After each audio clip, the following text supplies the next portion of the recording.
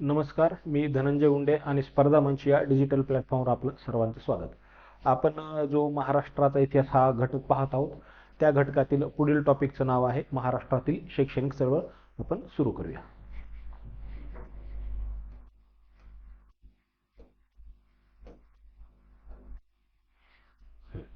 आता बघा, महाराष्ट्रातील शैक्षणिक चळवळ ह्या टॉपिक अंतर्गत आपल्याला एकूण 3 व्यक्तींविषयी माहिती पाहिजे आहे. त्यातले पहिले आहेत महर्षी कर्वे, दुसरे आहेत कर्मवीर भाऊराव पाटील आणि तिसरे आहेत तुमचे पंजाबराव देशमुख. आपण सुरुवात करूया महर्षी कर्वेपासून. बघा, काय माहिती दिली आहे. महर्षी कर्वे यांचा जन्म 17 एप्रिल 1858 शेरवली रत्नागिरीमध्ये झालाय. हे जे नाव आहे गावाचं नाव, त्यावर प्रश्न येऊन गेलेला आहे की महर्षी कर्वे यांचा जन्म कुठे झाला होता. तर शेरवली आणि कधी जिल्हा सुद्धा विचारलाय, तर हे दोन्ही नाव आपल्याला लक्षात ठेवायचे. आणि वर्ष फक्त लक्षात ठेवायचे, आपल्याला तारीख नाही. कारण काय झालेलं आहे, महर्षी कर्वे हे एकूण 102 वर्षांचं आयुष्य त्यांना लाभलेलं आहे. त्यामुळं या अंगाला सुद्धा प्रश्न आलेला आहे. वर्ष लक्षात ठेवायचे तुमचं 1858. आणखी एक प्रश्न विचारला जातो की त्यांच्या आत्मचरित्राविषयी. तर त्यांचं जे आत्मचरित्र आहे त्याचं नाव काय बघा, लुकिंग बॅक. यावर सुद्धा प्रश्न येऊन गेलेला आहे. मराठीमध्ये मागे वळून पाहताना असं ते पुस्तकाचं त्याचं ट्रान्सलेशन करण्यात आलेलं आहे. पण इंग्लिशमधून जर विचारलं तर ते लुकिंग बॅक नावाचं त्यांचं आत्मचरित्र आहे. आता तिसरा मुद्दा आहे की महर्षी कर्वे यांना मिळालेल्या पदव्या कोणत्या. आता बघा, पदवी त्यांना डिलीट ह्या 3 वेळा तुमचं LLD, पद्मविभूषण आणि भारतरत्न अशा एकूण 4 प्रकारच्या आणि एकूण 6 प्रकार, 4 आणि एकूण संख्या 6 अशा पदव्या भेटलेल्या आहेत. प्रश्न असा आलेला आहे की महर्षी कर्वे यांना खालीलपैकी कोणत्या पदव्या किंवा सन्मान मिळालेला आहे. ऑप्शनमध्ये तुमच्या डिलीट आहे, LLD आहे, पद्मभूषण आहे, भारतरत्न आहे. बघा, आयोग काय करतं, पद्मभूषण आणि पद्मविभूषण ह्या 2 शब्दामध्ये कन्फ्युजन करतं. तर आपल्याला लक्षात ठेवायचे, ह्यांना कर्वेंना काय भेटले, पद्मविभूषण भेटले. पद्मविभूषण हा शब्द लक्षात ठेवायचा आहे.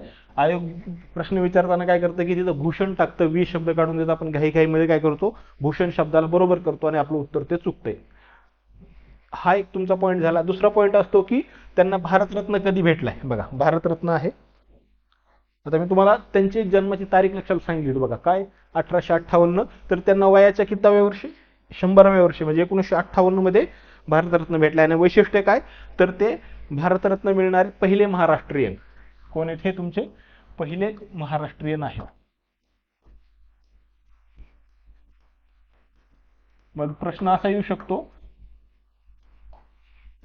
भारतरत्न पुरस्कार किंवा सन्मान मिळवणारे पहिले महाराष्ट्रीयन कोण आहेत. तर तुमचं उत्तर असलं पाहिजे महर्षी कर्वे, महर्षी धोंडो केशव कर्वे. महर्षी कर्वे म्हणून ते फेमस जरी असले तरी त्यांचं नाव काय आहे, धोंडो केशव कर्वे नाव आहे, हे लक्षात ठेवायचे. आणि त्यांचे ज्यांना सन्मान भेटलेले ते वर्ष आहे 1958 आणि भारत सरकारने त्यांना दिलेला आहे माहिती आपल्याला. हा भारतातला सर्वोच्च नागरी सन्मान आहे. आता या व्यतिरिक्त त्यांना डिलीट कुणी दिले, बघा 3 त्यांना डिलीट भेटलेले आहेत. त्या कोणी कोणी दिल्यात हे फक्त लक्षात ठेवा. हे पुणे विद्यापीठ आपल्याला माहित आहे, बरोबर. हे थोडं वेगळं आहे, बनारस, म्हणजे त्यालाच वाराणसी सुद्धा असं म्हणतो. बनारस हिंदी शब्द झाला, आपण त्याला वाराणसी असं म्हणतो. वाराणसी विद्यापीठाने सुद्धा दिले. आणि SNDT महिला विद्यापीठ, हे जी SNDT महिला विद्यापीठ आहे, हे जी संस्था ही स्वतः महर्षी कर्वे यांनी स्थापन केलेली आहे. ती पुढे जाऊन कोण पाहणार आहोत. आणि त्यांनी सुद्धा काय केलं, त्यांना डिलीट ही पदवी दिलेली आहे. म्हणजे एकूण त्यांना 3 डिलीट, एक LLD कोणी दिली बघा, हे मुंबई विद्यापीठ. प्रश्न असा होऊ शकतो की महर्षी कर्वे यांना LLD ही पदवी कोणी दिलेली आहे. तर LLD दिली तुमच्या मुंबईनं आणि डिलीट दिले तुमच्या पुणे, बनारस आणि SNDTनं. मुंबई लक्षात ठेवायचं LLDनं. पद्मविभूषण मी सांगितलं तुम्हाला काय करतात, ते पद्मभूषण असा शब्द टाकतात. आणि भारतरत्नाचं वर्ष विचारलं जातं, वर्ष आहे 1958. ओके. आता बघा, महर्षी कर्वे यांचं शैक्षणिक कार्य जरी जास्त महत्वाचं असलं, फेमस असलं, तरी त्यांनी एक खूप महत्वाची संस्था स्थापन केली होती आणि त्यावर खूप वेळा प्रश्न विचारला आहे. नाव काय आहे बघा, विवाहोत्तेजक मंडळी. आता प्रश्न असा येतो की स्थापना वर्ष. बघा, ह्यात स्थापना वर्ष आहे तुमचं 1893. आता काय बघा, आपल्याला सर्वांना माहिती आहे, हिंगणे जो एरिया आहे सध्या, जो पुण्याचाच भाग झाला, हिंगणे तुमचं पुण्यामधला भाग आहे, त्या ठिकाणी त्यांची सर्व शैक्षणिक संस्था पसरलेल्या आहेत. म्हणून आपल्याला प्रश्न असा पडू शकतो की कदाचित त्यांनी ही विवाहोत्तेजक मंडळी ही संस्था तिथं स्थापन केली असेल तर नाही, तर लक्षात ठेवायचे त्यांनी विवाहोत्तेजक मंडळीची स्थापना कुठे केली आहे, तुमच्या वर्ध्यामध्ये केली. लक्षात ठेवण्यासाठी तुम्ही विधवा शब्दातलं वि घ्या आणि वर्धातलं व घ्या, वि व असं लक्षात ठेवू शकता. पुणे नाही हे इथं लक्षात घ्यायचे. सर्वात महत्वाचं वर्ष तुमचं विचारलं जातं 1893 आहे. बरोबर. त्यानंतर बघा उद्देश काय आहे त्यांचा. उद्देश विधवा स्त्रियांचे पुनर्विवाह. आता नावच काय तुमचं विधवाचं, विवाह उत्तेजक, म्हणजे विधवा आहेत त्यांचं पुनर्विवाह करण्यासाठी काय करायचे, प्रोत्साहन द्यायचंय. म्हणून त्यांचा पहिला उद्देश पुनर्विवाह घडवून आणणे. त्यानंतर पुनर्विवाह केलेल्या कुटुंबात समाजामध्ये मानाचे स्थान मिळवून देण्याचा प्रयत्न करणे. बघा म्हणजे हे काय पहिलेच व्यक्ती नव्हते की ज्यांनी काय केले, तुमचं विधवांचे विवाह करण्याचे प्रयत्न केले. पण काय होतं परिस्थिती, समजा एखाद्या कुटुंबातील विधवा मुलीचा जर विवाह केला तर त्या कुटुंबाकडे समाजाचा बघण्याचा दृष्टिकोन जरा चुकीचा होत होता किंवा त्यांना एका प्रकारे सामाजिक बहिष्काराला सामोरं जात होतं. तर मग यावर उपाय करायचा म्हणून काय करायचं, ज्यांनी पुनर्विवाह केलाय अशा कुटुंबाला काय करायचंय, समाजामध्ये मानाचं स्थान मिळवून द्यायचं. हा सुद्धा एक महत्वाचा उद्देश आहे तुमच्या विधवा विवाहोत्तेजक मंडळी या संस्थेचा. त्यानंतर पुढचा उद्देश आहे पुनर्विवाहित कुटुंबाचे मेळावे आयोजित करणे. म्हणजे आता लग्न झालंय पण असं लग्न करणारे कोण आहेत समाजातील लोक, तर त्या सर्वांना एकत्र आणण्यासाठी त्यांचे काय करायचे, तर मेळावे आयोजन करायचं आहे. बरोबर.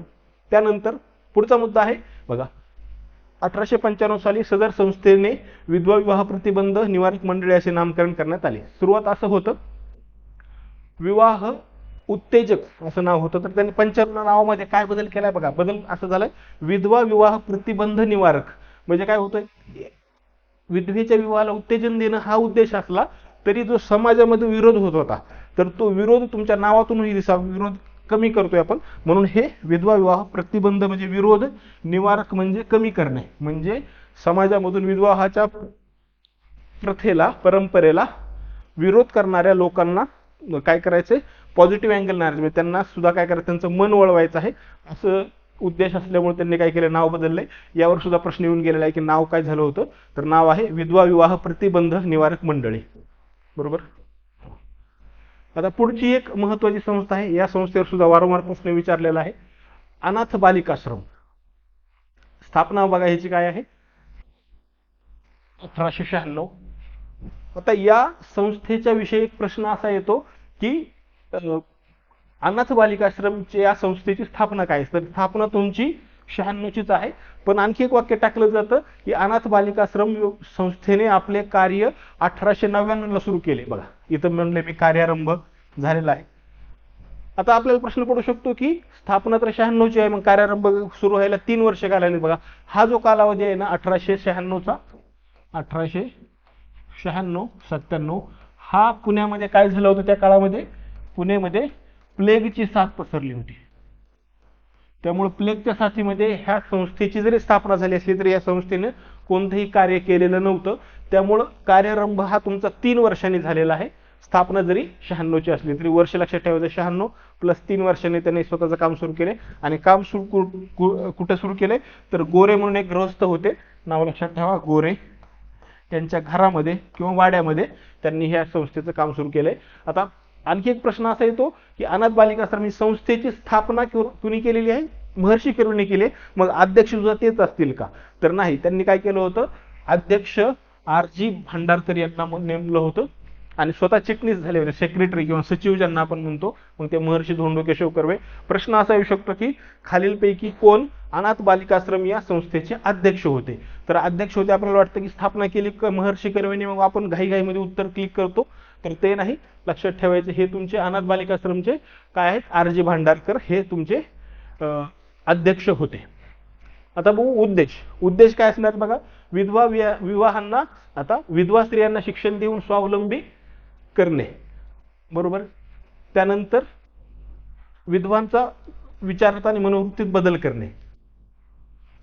आता बघा संस्थेचं नाव काय, अनाथ बालिकाश्रम. बरोबर. आपल्याला वाटतं की अनाथ बालिकाश्रम म्हणजे लहान मुलींसाठी काम करणारी संस्था अशी आपल्याला नावावरून प्रतीत होतं, पण इथं तर आपल्याला काय दिसतंय, विधवा स्त्रिया. आता काय होतं बघा, ही संस्थाचं नाव जरी बालिकाश्रम असलं तरी या संस्थेमध्ये प्रवेश घेणाऱ्या ह्या लहान मुली होत्या, त्या कोण होत्या, मुली ज्या होत्या त्या विधवा होत्या. कारण त्या काळामध्ये काय होतं की खूप कमी वयामध्ये मुलींची लग्न केली जात आणि पत्नी आणि पती यांच्या वयामध्ये खूप जास्त डिफरन्स असते आणि त्या काळामध्ये आपलं जे अपेक्षित आयुर्मान सुद्धा कमी होतं महाराष्ट्रात. त्यामुळे काय व्हायचं, खूप लहानपणी लग्न झालेल्या मुलीचा नवरा किंवा जो पती आहे तो खूप लवकर त्याचा मृत्यू व्हायचा आणि मग ती मुलगी अनाथ व्हायची आणि ती लहान मुलगीच असायची. म्हणून संस्थेचं नाव अनाथ बालिकाश्रम आहे. म्हणजे लक्षात असेल आपल्याला घ्यायचं, नावात जरी बालिकाश्रम असलं तरी ह्या विधवा लहान ज्या मुली होत्या त्यांच्यासाठी ही संस्था कार्यरत होती. मग काय करायचं, या विधवा विवाहांना काय, स्त्रियांना काय करायचं, शिक्षण द्यायचं आणि त्यांच्या विचारामध्ये आणि मनोवृत्तीमध्ये बदल करायचा. म्हणजे काय होतं, त्या काळामध्ये विधवा स्त्रियांकडे बघण्याचा दृष्टिकोन अतिशय चुकीचा होता. त्यामुळे त्या स्त्रिया सुद्धा, त्या मुली सुद्धा स्वतःच्या आयुष्याविषयी त्यांच्या मनामध्ये एक प्रकारचा निगेटिव्ह विचार येत होता. मग तो विचार बदलायचा सुद्धा हे महत्वाचं त्यांचं काय होतं, उद्देश होता. पुढचा एक मुद्दा आहे बघा, अनाथ बालिकाश्रमचं वर्ष लक्षात ठेवायचं, फक्त तारीखची गरज नाही आपल्याला. काय म्हणली तारीख, 1946 रोजी आश्रमाचे हिंगणे श्री शिक्षण संस्था असे नामकरण करण्यात आले. हिंगणे नाव का करण्यात आलं बघा, हे सुरुवात जरी ह्याची पुण्यामध्ये झाली असली, म्हणजे पुणे सध्या हिंगणे पुण्याचाच भाग असला तरी त्या काळी 10-15 किलोमीटर हे अंतर खूप जास्त मानलं जायचं. प्लेगच्या साथीमध्ये काय केलं होतं की महर्षी कर्वेने आपला सर्व जे संस्था किंवा जो कारभार आहे तो काय केला होता, हिंगणेला शिफ्ट केला होता, हिंगणे ह्या भागामध्ये. मग आता 50 वर्ष पूर्ण झाले बघा, इथं किती 96 आणि इथं हे 50 ऍड केलं तुम्ही 1946, 50 वर्ष पूर्ण झाले म्हणून अनाथ बालिकाश्रम संस्थेचं नाव काय केलंय, हिंगणे हे गावाचं नाव होतं त्या काळातलं, आता पुण्याचा पार्ट आहे म्हणून त्याचं नाव केलंय हिंगणे श्री शिक्षण संस्था असं नामकरण करण्यात आलेलं आहे. बरोबर, लक्षात घ्यायची, तारीख लक्षात ठेवायची. कार्यारंभ, अध्यक्षावर प्रश्न येऊ शकतो. अनाथचे अध्यक्ष तुमचे आर जी भंडारकर हे होते, हे आपण लक्षात घ्यायचं आहे. ओके. त्यानंतर पुढची एक महत्वाची संस्था आहे निष्काम कर्म मठ. आता या संस्थेवर प्रश्न येतो त्यांच्या स्थापने वर्षाविषयी. वर्ष लक्षात ठेवायचे 1908, निष्काम कर्म मठ बघा. आणि ह्या ब्रीद वाक्यावर सुद्धा खूप वेळा प्रश्न आलेला आहे की लोकसेवेसाठी निष्काम बुद्धीने तन मन धन अर्पण करणाऱ्या संघ निर्माण करून त्याचा विस्तार करायचा आहे. म्हणजे काय करायचं आहे, इथं कर्ममठ यामध्ये अशा लोकांचा ग्रुप तयार करायचा आहे जो काय करणार आहे, तनमन धन अर्पण, निष्काम म्हणजे कोणतीही अपेक्षा न ठेवता लोकसेवेसाठी तत्पर असतील अशा संघ तयार करायचा आणि त्याचा विस्तार करायचा आहे. म्हणून नाव आहे निष्काम. निष्काम म्हणजे कोणत्याही फळाची अपेक्षा न ठेवता आपल्याला काम करणाऱ्या लोकांचा संघ तयार करायचा आहे. ही संस्था झाली. त्यानंतर पुढचा मुद्दा आहे महिला विद्यापीठ. आता बघा, महिला विद्यापीठाची स्थापना आपल्याला विचारतात, वर्ष लक्षात ठेवायचं. महिला विद्यापीठ आहे, ह्याचं नाव आहे महिला विद्यापीठ. आता आपण बघा पाहिलं होते, आता ही जी संस्था आहे ना SNDT महिला विद्यापीठ, ह्याचंच नामकरण पुढे झालेलं आहे. म्हणजे फक्त महिला विद्यापीठ 1916 मध्ये स्थापना आहे आणि पुढे जाऊन ह्याचं नाव बदललेलं आहे. ते नाव झालेलं आहे SNDT. ते आपण पाहूयात. 1916 ची स्थापना आहे. उद्देश आपण लक्षात घेऊ, स्त्रियांना उच्च शिक्षण देणे, त्यानंतर स्त्रियांना स्वावलंबी स्वाभिमानाने स्वकर्तृत्ववान बनवणे, आणि पुढचा आहे स्त्रियांना प्रपंचशास्त्र, आरोग्यशास्त्र, पाककला, चित्रकला आणि गायन कलेचे शिक्षण देणे.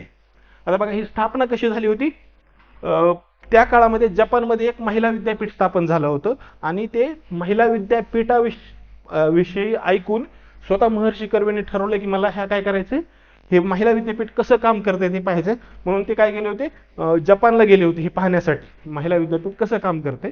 आणि त्या प्रवासामध्ये त्यांना एक व्यक्ती भेटला होता. आता ते नाव सांगतो तुम्हाला बघा, काय आहे, आता हे नाव काय आहे, श्रीमती नाथीबाई दामोदर ठाकरसी हे जे नाव आहे, यांचे मुलगा त्यांना भेटला आणि त्यांनी सांगितलं महर्षी कर्वेंनी की मी असं करतोय आणि माझी इच्छा आहे की महिलांसाठी विद्यापीठ स्थापन करायचंय. मग जे ठाकरसी होते ते भेटले गृहस्थ. त्यांनी काय म्हटलं, तुम्ही नाव काय करा, विद्यापीठ स्थापन करा, मी तुम्हाला काय करतो 20 लाख रुपयाची मदत करतो. त्या काळामध्ये 20 लाख रुपयाची मदत केली होती, पण त्यांची अट होती की तुम्ही जे विद्यापीठ स्थापन कराल त्याला माझ्या आईचं नाव द्यायचं. म्हणून श्रीमती नाथीबाई दामोदर ठाकरसी असं नाव करण्यात आलं. हे नामकरण 1920 मध्ये करण्यात आलेलं आहे. त्यानंतर काय करण्यात आलं, नाव बदललं तुमचं SNDT महिला विद्यापीठ असं झालं. आणि ह्याची स्थापना तुमच्या मुंबईमध्ये सुद्धा करण्यात आली होती, पुण्यामध्ये सुद्धा याची शाळा आहे. आता लक्षात घ्या, उच्च शिक्षण देणं, कारण विद्यापीठ आहे त्यामुळे ते उद्देश आला तो पहिला. आपण स्त्रियांना स्वावलंबी स्वाभिमानाने स्वकर्तृत्वान हा सुद्धा आला. ह्या महिला विद्यापीठाच्या बाबतीमध्ये एक टीका केली जायची कोणावर, महर्षी कर्वेवर, की तुम्ही काय करता की चांगल्या बायका तयार करणाऱ्या चांगल्या बायका होण्यासाठी शिक्षण देत आहे. म्हणजे बघा कशामुळे म्हटलं जायचं, प्रपंचशास्त्र, आरोग्यशास्त्र, पाककला, चित्रकला आणि गायनकला यांचं शिक्षण देणं. एका दृष्टिकोनातून पाहिलं तर जी टीका योग्य होती, कारण यामधून स्त्रियांसाठी असं जास्त काही म्हणजे त्या स्वावलंबी होतील असं काही दिसत नसलं तरी महर्षी कर्वेंचं एक त्यावेळेस वक्तव्य होतं आणि ते खूप मार्मिक आहे. बघा त्यांचं काय म्हणणं आहे की तुम्ही जी टीका करताय की आम्ही फक्त चांगल्या बायका तयार करण्यासाठी विद्यापीठ आहे, पण त्यांचं असं म्हणणं होतं की त्यांनी काय म्हटलं होतं की तुमचं म्हणणं मला 100% मान्य आहे, पण मला असं वाटतं की आपल्या समाजाची परिस्थिती अशी आहे, सध्या स्त्रियांना शिक्षण देणं महत्त्वाचं आहे. ते शिक्षण कोणतं आहे, ते स्वतः नोकरीसाठी त्यांना पात्र करतील का त्या चांगल्या बायका बनतील हे महत्त्वाचं नाही, सध्या शिक्षण देणं खूप महत्त्वाचं आहे. आणि जर समाजातील स्त्रियांना हे जे विषय आहेत, गायनकला, चित्रकला, पाककला, आरोग्यशास्त्र, प्रपंचशास्त्र ह्या विषयांच्या माध्यमातून जरी मी शिक्षणाच्या प्रवाहात आणू शकलो तरी माझा जो विद्यापीठ स्थापनेमागचा उद्देश पूर्ण होईल. म्हणून त्यांनी त्या टीकेकडे दुर्लक्ष करून काय केले, तुमचं विद्यापीठ स्थापन केले आणि हे विषय तिथे शिकवले जात असे. तुम्हाला सांगितलं त्याचं नाव 1920 मध्ये बदललं आहे, SNDT नाव झालेलं आहे. ओके, हां, हे झाले आपले महर्षी कर्वेविषयी. आता आपल्याला जे दुसरे व्यक्ती आहेत त्यांच्याविषयी माहिती पाहिजे. नाव आहे त्यांचं बघा, कर्मवीर भाऊराव पाटील. जन्म आहे त्यांचा 22 सप्टेंबर 1887. प्रश्न आलेला आहे तारखेवर, वर्ष लक्षात ठेवायचे 1887. एक प्रश्न यावर आलेला आहे की ठिकाण विचारलंय, त्यांचं जन्म ठिकाण विचारलंय. कुंभोज आहे, हातकणंगले तालुका आणि कोल्हापूर जिल्ह्यामध्ये एक आहे. ओळख म्हणून काय म्हटलं जातं बघा, ग्रामीण शिक्षण चळवळीचे जनक. ग्रामीण भागामध्ये शिक्षण पोहोचवण्याचं काम केले म्हणून त्यांना ग्रामीण शिक्षण चळवळीचे जनक किंवा आधुनिक भागीरथ असे म्हटलं जातं.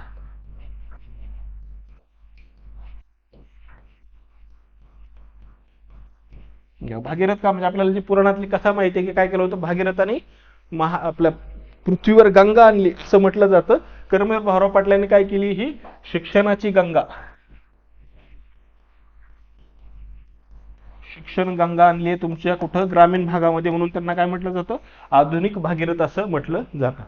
पुढचा प्रश्न येतो, प्रभाव कोणाचा आहे, सत्यापा भोसले, वारणेचा वाघ ज्यांना म्हणून ओळखलं जातं. सत्यापा भोसले यांचा विचारांचा खूप मोठा प्रभाव आहे. महात्मा फुले आहेत, राजर्षी शाहू महाराज आणि महात्मा गांधी या 4 जणांचा खूप मोठा प्रभाव आहे. म्हणजे जर आपण तुमच्या रयत शिक्षण संस्थे म्हणजे यांनी जी संस्था स्थापन केली त्या संस्थेच्या जर शाळांची नाव पाहिली तर जवळपास 100 ज्या शाळा आहेत त्या शाळांना महात्मा गांधी यांचं नाव दिलेलं आपल्याला आढळून. तुम्ही जर महाराष्ट्रामध्ये जवळपास 700 शाळा आणि 200-300 कॉलेज असे जवळपास 1000 शिक्षण संस्था म्हणजे कार्यरत आहेत. कर्मवीर भाऊराव पाटील यांच्या रयत शिक्षण संस्थेअंतर्गत महात्मा गांधींची भेट झाल्यानंतर, गांधीजींच्या विचाराने प्रभावित झाल्यामुळे कर्मवीर भाऊराव पाटलांनी म्हटलं की काय करणार आहे, मी महात्मा गांधी यांच्या नावाने 100 शाळांची स्थापना करणार आणि सद्यस्थितीमध्ये 100 शाळांना नाव आहे तुमचं काय आहे, महात्मा गांधी यांचं नाव दिलेलं आहे. राजर्षी शाहूंचा प्रभाव आहे कारण ते कोल्हापूरमध्ये त्यांचं स्वतःचं वास्तव्य होतं. महात्मा फुले यांच्या विचारावर ते प्रभावित झाले होते. आणि दुसरा आता बघा, सत्यापा भोसले बंडखोर, वारणेचा वाघ आहे सत्यापा भोसले, हे बंडखोर व्यक्तिमत्व म्हणून ओळखलं जातं. आणि कर्मवीर भाऊराव पाटील हे लहानपणीपासून जन्मापासूनच बंडखोर वृत्तीचे होते, त्यामुळे आपोआपच त्यांच्यावर कोणाचा सत्यापा भोसले ज्यांना टोपण नावाने वारणेचा वाघ म्हणून ओळखलं जातं त्यांचा सुद्धा प्रभाव आपल्याला दिसून येतो. आता पुढचा प्रश्न येतो कर्मवीर भाऊराव पाटलांनी यांच्याविषयी की स्थापन केलेल्या संस्था. बघा 2 संस्था आहेत. आता आपल्याला रयत शिक्षण संस्थाच माहिती आहे, पण पहिली शिक्षण संस्था त्यांनी स्थापन केलेलं नाव आहे त्याचं बघा, दुधगाव विद्यार्थी आश्रम. हे वाळव्या तालुक्यामध्ये स्थापन करण्यात आली होती 1909 मध्ये, बरोबर. आणि दुसरी आहे तुमची रयत शिक्षण संस्था, ही आपल्या सर्वांना माहिती आहे 1919 मध्ये स्थापना आहे. पण एक गोष्ट आहे, ही संस्थेची स्थापना 1909 आहे आणि याची 19 आहे. पण 1935 मध्ये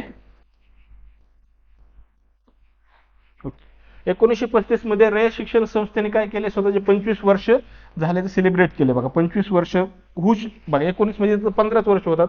पण ह्या दुधगाव विद्यार्थी आश्रमामध्येच बदल करून रयत शिक्षण संस्था नावाची संस्था स्थापन केली. म्हणून 9 आणि 25 इथं तुमच्या 35 मध्ये 25 वर्ष झालेत म्हणून त्यांनी काय केलेलं आहे. आपण प्रश्न असा येतो की खालीलपैकी कोणत्या वर्षी रयत शिक्षण संस्थेला 25 वर्ष पूर्ण झाली होती. ऑप्शन मध्ये आपल्याला प्रश्न येतो 19, आपल्याला माहित असतं की 19 ला आहे, मग आपण 19 प्लस काय करतो, मग इथं 44 ऑप्शन घेतो आणि ऑप्शन चुकतो तो आपल्याला लक्षात ठेवायचा आहे. 44 किंवा 45 ऑप्शन दिलेला असतो, उत्तर चुकतं. उत्तर लक्षात ठेवायचं 35, कारण ह्या दुधगावपासूनच वाळवा तालुक्यामध्ये स्थापना झाली, त्यामध्ये तुम्हाला 25 ऍड करायचे, तर उत्तर तुमचं 35 येतं यामध्ये. त्यानंतर आता बघा, रयत शिक्षण संस्था आपण ती पाहिली, त्या संस्थेचं काम जास्त काही नाही. मेन संस्था आपल्याला कोणती पाहिजे? रयत शिक्षण संस्था. स्थापना वर्ष किती? 4 ऑक्टोबर 1919 दसऱ्याच्या मुहूर्तावर स्थापन केलेले आहे. प्रश्न यावर आलेला खूप वेळा, सर्वांना माहिती आहे की ब्रीद वाक्य काय आहे. तर ब्रीद वाक्य काय आहे? स्वावलंबी शिक्षण हेच आमचं ब्रीद, असं ब्रीद वाक्य आहे तुमच्या रयत शिक्षण संस्थेचं. दृष्टिकोन काय आहे? समाजातील सर्व वर्गांना, विशेषतः समाजातील आर्थिक आणि सामाजिक दृष्ट्या मागास वर्गाला शिक्षणाच्या प्रवाहात आणणे. हे दोन गोष्टीच्या हे दोन दृष्टिकोन ठेवून त्यांनी काय केलेलं आहे? शिक्षण देण्याला सुरुवात केली होती. त्यानंतर आधारस्तंभ काय बघा, स्वावलंबी शिक्षण हे ब्रीद वाक्य झालं, ह्याच्यावर प्रश्न येऊन गेलेला आहे. आधारस्तंभ श्रम, स्वावलंबन आणि समता या 3 गोष्टीवर आधारित काय तुमची रयत शिक्षण संस्था काम करते. उद्दिष्ट काय बघा, मागासलेल्या जातींमध्ये शिक्षणाची अभिरुची निर्माण करणे. बरोबर. मुलांना स्वावलंबी, उद्योगी आणि शीलवान बनवणे. स्वावलंबी बघा, ते नावातच आहे, स्वावलंबी शिक्षण हेच आमचे ब्रीद, त्यामुळे ते स्वावलंबी येणार. त्यानंतर मागासलेल्या जातीतील गरीब विद्यार्थ्यांना मोफत शिक्षण देणे. रयत शिक्षण संस्थेचं सर्वात महत्त्वाचं वैशिष्ट्य जर घ्यायचं झालं तर मागास जातीतील विद्यार्थ्यांना काय केलं जातं? मोफत शिक्षण दिलं जातं. आजही तुम्ही जर रयत शिक्षण संस्थेच्या शाळेमध्ये गेलात आणि तिथे जर तुम्हाला अटॅच हॉस्टेल असेल तर अशा हॉस्टेलमध्ये मागास जातीमधील जर विद्यार्थ्यांना ऍडमिशन जे असतं ते फ्री ऑफ कॉस्ट दिलं जातं. त्यांच्याकडून कोणतीही फीस घेतली जात नाही. ते त्यांच्या उद्दिष्टाचा एक भाग आहे. त्यानंतर पुढचा प्रश्न येतो की रयत नाव का दिलं? दुधगावचं नाव बदलून आपण रयत का केले? तर बघा, शेतकरी म्हणजे रयत आणि रयतेला शिक्षण देणारी संस्था म्हणून रयत शिक्षण संस्था असं नाव करण्यात आलेलं आहे. लक्षात आपण पाहतोय की उद्दिष्ट पाहत होतो बघा, काय म्हटलं इथं? मागासलेल्या जातींमध्ये शिक्षणाची अभिरुची निर्माण करणे आणि मागासलेल्या जातीतील विद्यार्थ्यांना मोफत शिक्षण द्यायचं. याचं एक खूप फेमस उदाहरण आहे. नाव आहे व्यक्तीचं ज्ञानदेव घोलप. आता ह्या व्यक्तीचं काय वैशिष्ट्य? रयत शिक्षण संस्थेच्या स्थापनेनंतर कर्मवीर भाऊराव पाटील काय करायचे? वेगवेगळ्या गावामध्ये फिरायचे आणि ते काय करायचे? त्या गावामधल्या जे अनुसूचित जाती जमाती किंवा मागास जातीमधील जे विद्यार्थी आहेत त्यांना आपल्या बरोबर घेऊन जायचे किंवा त्या भागामध्ये जाऊन त्या विद्यार्थ्यांना, त्यांच्या विद्यार्थ्यांच्या पालकांना त्यांच्या मुलांना स्वतःच्या शिक्षण संस्थेत पाठवा अशी विनंती करायची. जे पालक तयार होतील त्यांना ते घेऊन जायचे. अशाच एका प्रवासादरम्यान त्यांना एका शाळेच्या बाहेर एक विद्यार्थी खूप मन लावून जे शिक्षक सांगतायत ते ऐकायला पाहायला भेटलं. मग त्यांनी जाऊन शिक्षकांना विचारलं की हा विद्यार्थी शाळेच्या बाहेर का बसला? तो विद्यार्थी होता तुमचा ज्ञानदेव घोलप. शिक्षकांनी सांगितलं की हा मागास जातीमधील विद्यार्थी आहे, त्यामुळे त्याला आम्ही काय करू शकत नाही, वर्गात घेऊ शकत नाही. मग काय केलं कर्मवीर भाऊराव पाटलांनी की त्या विद्यार्थ्याला बरोबर घेतलंय, त्याच्या आई वडिलांकडे गेले आणि त्यांना सांगितलं की असा असा हा विद्यार्थी तुमचा मुलगा मला दिसला, तो शाळेच्या बाहेर राहून शिक्षण घेत होता, मी त्याला माझ्याबरोबर घेऊन जाऊ का? माझ्या शिक्षण संस्थेमध्ये मी काय करणार आहे? त्याला माझ्या वर्गामध्ये बसून त्याला शिक्षण देणार. त्याचे आई वडील तयार झाले आणि त्यातून जो विद्यार्थी पुढे झाला त्याचं नाव आहे तुमचं ज्ञानदेव घोलप. आणि हे कोण आहेत ज्ञानदेव घोलप? हे डॉक्टर बाबासाहेब आंबेडकर यांनी जे वृत्तपत्र स्थापन केले, दर वृत्तपत्राच्या स्थापनेमध्ये अत्यंत महत्वाची भूमिका निभावणारे जे व्यक्ती आहे त्यांचं नाव आहे ज्ञानदेव घोलप.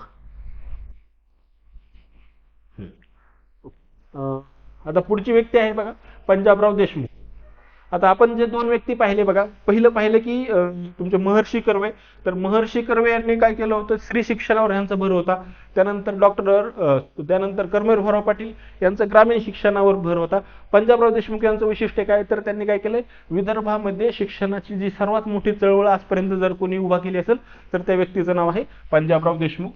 त्यांच्याविषयी आपल्याला माहिती पाहिजे. बघा, प्रश्न विचारला जातो पंजाबराव देशमुख यांचं जन्म ठिकाणावर विचारलं जातं. लक्षात ठेवायचं, हे पापळ अमरावती जिल्ह्यामध्ये एक ठिकाण आहे, त्यावर प्रश्न विचारला जातो. आणखी एक प्रश्न विचारला जातो त्यांच्या आडनावाविषयी. पंजाबराव देशमुख यांचं मूळ आडनाव कदम आहे, त्यावर सुद्धा प्रश्न विचारलेला आहे की पंजाबराव देशमुख यांचे मूळ आडनाव काय होतं? तर कदम. आता बघा, शिक्षणाबरोबरच आणखी एक महत्वाची कामगिरी आहे, त्यांना ओळख म्हणून काय जातं? मी तुम्हाला सांगितलं की विदर्भामध्ये शिक्षणाच्या प्रसारामध्ये महत्वाची भूमिका आहे, पण या व्यतिरिक्त भारतीय कृषी क्रांतीचा उद्गाता असं त्यांना ओळखलं जातं, म्हणून ओळखलं जातं. आता आपल्याला प्रश्न पडले की कृषी क्रांतीचा उद्गाता का म्हणायचं, आपल्याला पुढे जाऊन तो मुद्दा क्लिअर होईल. फक्त आता लक्षात ठेवा, भारतीय कृषी क्रांतीचा उद्गाता म्हणून ओळखलं जातं. पुढचा एक मुद्दा येतो, त्यांनी स्थापन केलेल्या संस्था आहेत, ह्या संस्थेवर खूप वेळा प्रश्न येऊन गेलेला आहे. प्रश्न विचारलेला आहे की श्रद्धानंद वसतिगृहाची स्थापना कोणी केली आहे, तर कोणी केली, तुमच्या पंजाबराव देशमुख यांनी केलेली आहे. स्थापना वर्षावर सुद्धा प्रश्न आलेला आहे, किंवा प्रश्न असा सुद्धा आला आहे की पंजाबराव देशमुख यांनी खालीलपैकी कोणत्या शिक्षण संस्थांची स्थापना केलेली आहे. ऑप्शन मध्ये तुमच्या श्रद्धानंद वसतिगृह असेल तर ते सुद्धा बरोबर येईल, आणि दुसरं शिवाजी शिक्षण संस्था आहे, तर हे सुद्धा दोन्ही ऑप्शन मध्ये आपल्याला चूज करायचं आहे. फक्त शिवाजी शिक्षण संस्थेवर सुद्धा विचारला जाऊ शकतो, किंवा श्रद्धानंदवर सुद्धा विचारला जाऊ शकतो. याशिवाय एक महत्वाची संस्था स्थापन केलेली आहे त्यांनी, काय, भारत कृषक समाज. ह्याचं मुख्यालय दिल्लीमध्ये होतं, आणि स्थापना याची बघायची स्वातंत्र्यानंतरच्या 1955ची. आता आपल्याला याविषयी डिटेल माहिती पाहिजे. बघा, आपण पाहतोय की डॉक्टर पंजाबराव देशमुख यांच्या संस्थेविषयी. संस्थेचं नाव बघा, भारत कृषक समाज. स्थापना आहे 1955. त्यानंतर मुख्यालय आपण पाहिलं ऑलरेडी, दिल्लीमध्ये आहे. कृषक म्हणजे बघा, याचा अर्थ काय घ्यायचा, शेतकरी असा अर्थ घ्यायचा इथं. त्यानंतर उद्दिष्ट काय बघा, शेतकऱ्यांच्या आर्थिक, सामाजिक आणि सांस्कृतिक प्रश्नांचा विचार करणे. शेतकऱ्यांच्या कोणत्या आर्थिक, सामाजिक आणि सांस्कृतिक प्रश्नांचा विचार करणे. त्यानंतर शेतकऱ्यांना नवनवीन प्रयोगाची माहिती करून द्यायची, म्हणजे शेतीमध्ये सध्या काय बदल होत आहेत याविषयी जाणीव करून द्यायचे. शेतकऱ्याला आधुनिक पद्धतीने शेती करण्याचं शिक्षण द्यायचंय.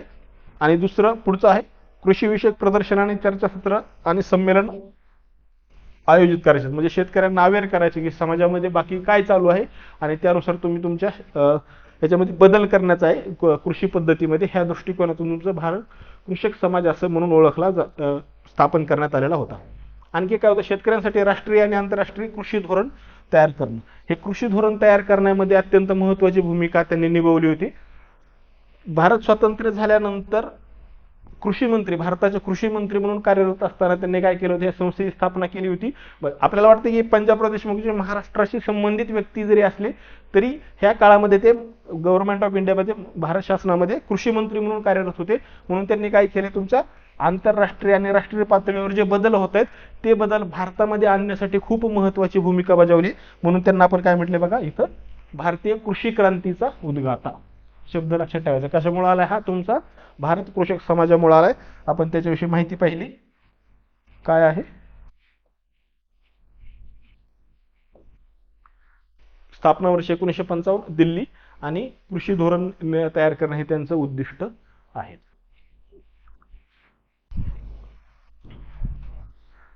अशा तऱ्हेने आपण महाराष्ट्रातील शैक्षणिक चळवळ हे टॉपिक पाहिले. या टॉपिकमध्ये आपल्याला 3 व्यक्तींविषयी माहिती पाहिजे होती, महर्षी कर्वे, त्यानंतर कर्मवीर भाऊराव पाटील आणि पंजाबराव देशमुख. या तिघांविषयी जास्तीत जास्त प्रश्न विचारले जातात. प्रश्न कोणत्याविषयी, संस्थेविषयी विचारले जातात. त्यामुळे आपल्याला काय करायचं, ते अभ्यास करताना त्यांच्या पर्टिक्युलर संस्थांविषयी लक्ष द्यायचंय. त्यांच्या वैयक्तिक आयुष्यावर जास्त प्रश्न विचारले जात नाहीत. संस्थेची स्थापना वर्ष आणि उद्दिष्ट काय होते हे आपल्याला पाहिजे. भेटूया आपण पुढील व्हिडिओमध्ये. धन्यवाद.